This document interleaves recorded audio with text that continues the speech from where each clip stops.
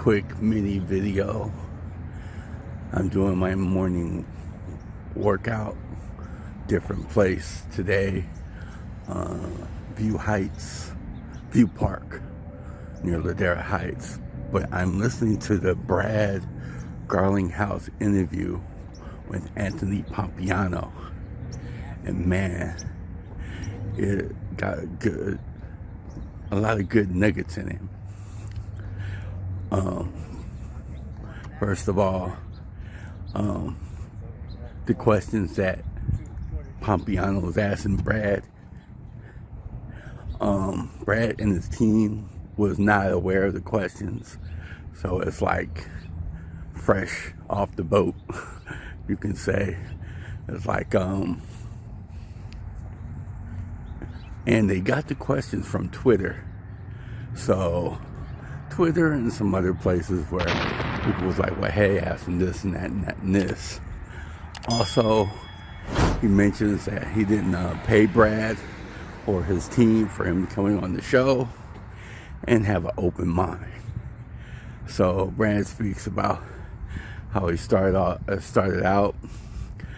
He also mentions that I'm like kind of amazed. He was an Uber driver at one point before he signed on to Ripple. So that lets me know, no matter whatever you, hey, good morning. No matter what you're doing in life, you could be successful.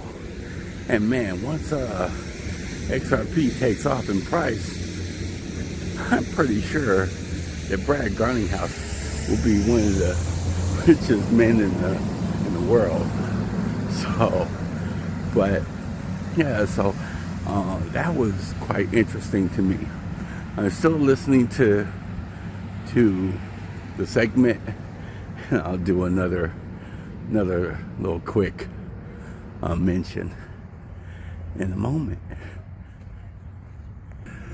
Well, so another part of the interview where Brad says the XRP ledger started in 2012, and some of the coders was from Bitcoin coders, and so they wanted to basically make it like a Bitcoin 2.0, where it wouldn't have any scaling issues.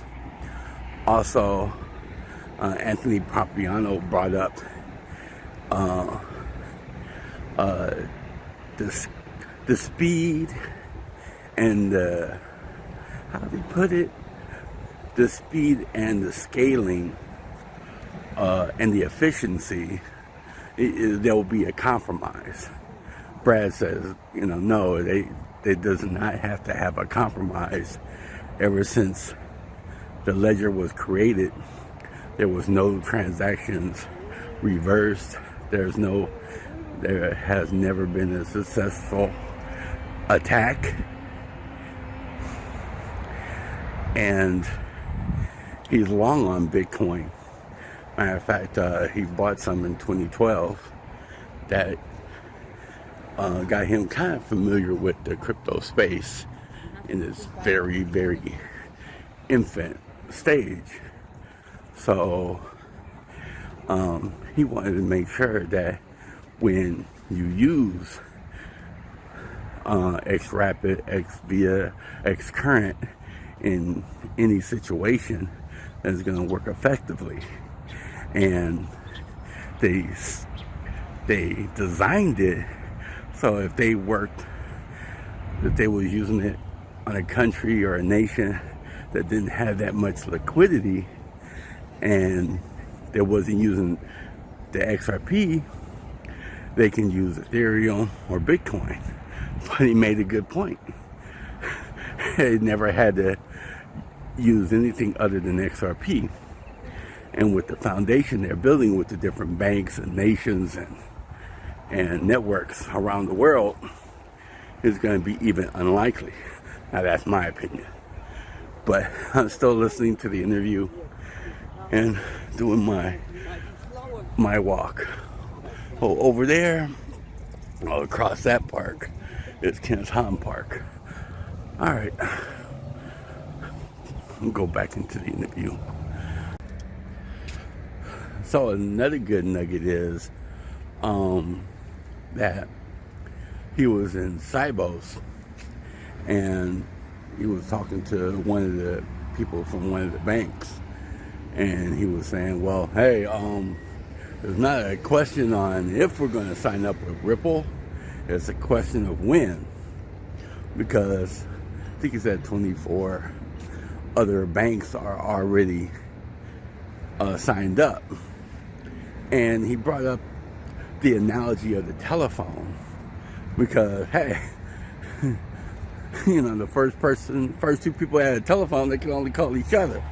But once everybody starts using the telephone, you have a network, you can call anybody. So that's the same idea basically with the product.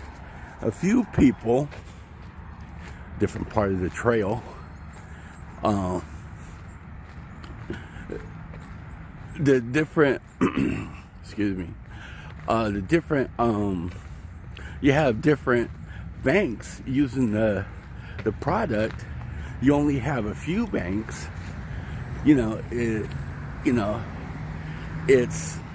not, I guess, efficient because it's not so many people using it.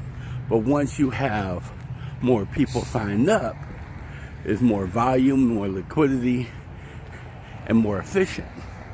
So I thought that was pretty good. It was just talking about the volume, about how much, what is the percentage of volume that each client is using. Brad said they presume that he knows the volume. He doesn't. But I'm thinking, well, he also mentioned MoneyGram, that if MoneyGram, good morning. If MoneyGram scales to full volume with different other corridors besides Mexico, any other nations is working with, imagine what that's going to do with the volume, the use case. I'm going to get back to my workout, but that's something to think about. We're in the ground floor, people, the beginning stages of like an Amazon, Apple. Don't miss out. Don't lose the boat. Don't miss the boat. All right, this is your XRP agent signing off. See you in another video. Woohoo!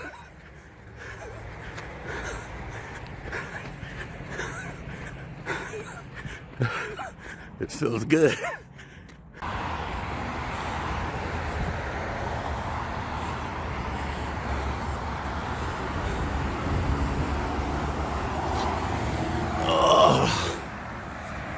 Ooh, I just wanted to take a quick break. Hey, I was running earlier, but I just wanted to say, man, we're on the ground floor of something miraculous. I'm not an investment advisor. Don't take this as advice. Do your own research. But look into XRP. Right now it's probably at 27, 28 cents. Just think about Bitcoin. When it first started, they were saying, oh, it'll never make it to $1, $5. But now it's hovering around by $8,000 and $9,000. The maximum price is close to $20,000. Just imagine if you just have a little bit invested, how it could change your family. Just look into it. This is not investment advice.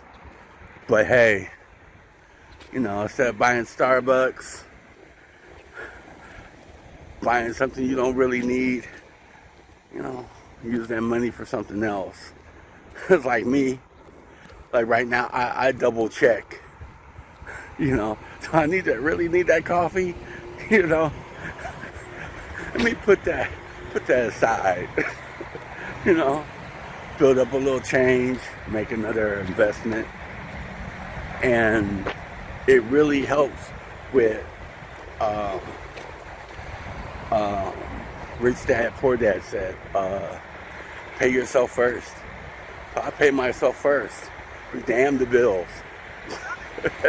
I pay the bills, but I pay myself first. All right. This is the XRP agent. Good luck on your investment, on your life, and your dreams. Dream big, like Brad Garlinghouse. Used to drive an Uber. Now he's changing the world. You can too.